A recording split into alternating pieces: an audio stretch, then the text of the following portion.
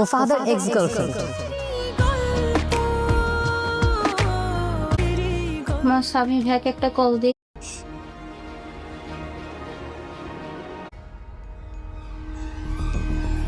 মেয়েটারে প্রথম দিন দেখে আমার সন্দেহ হয়েছে, আর দুইটা ছেলের জীবনই নষ্ট করে দিল। তারা মুখোমুখি দাঁড়াইতে পারে না। শুধু মেয়েটার দোষ দেখলে তোর ছেলেটার কোনো দোষ নেই। তো কাল যেহেতু বাসায় যাবে, এত রাতের লাগেজ গোছানো কি আছে? তোমার প্রবলেম আছে আমি যদি এখন গুছাই? না, আমার প্রবলেম নাই, কিন্তু কালকেই কেন যেতে হবে? আর 3-4 দিন পরে গেলে হয় না?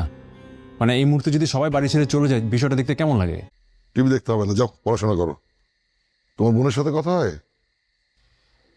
হ্যাঁ, হয়তো। কি কথা হয়? আমার পড়ালেখা কেমন চলছে, আমি কেমন আছি, আর কিছু?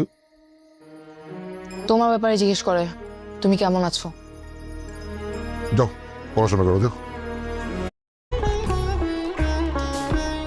তোর ভাবি আসসালামু আলাইকুম। ওয়ালাইকুম আসসালাম। আমার বন্ধু মিজো। আপনার কথা অনেক শুনেছি। এদিকে আয়। বাসা থেকে বের হয়ে আসছে। কেন? এসব কথা পরে বলবো, থাকার ব্যবস্থা কর। আমি তো তুই না তো কে? আমাকে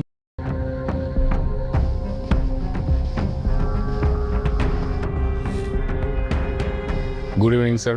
নিয়ে আসলে আমার কাছে তো ক্যাশ না। তুই এত চিন্তা করতেছিস কেন? আমি আছি না। আসসালামু আলাইকুম। ওয়ালাইকুম আসসালাম। আমাদের একটা রুম দরকার ছিল। ওনারা কি কাপল? জি। আচ্ছা স্যার, কয়দিনের জন্য? জাস্ট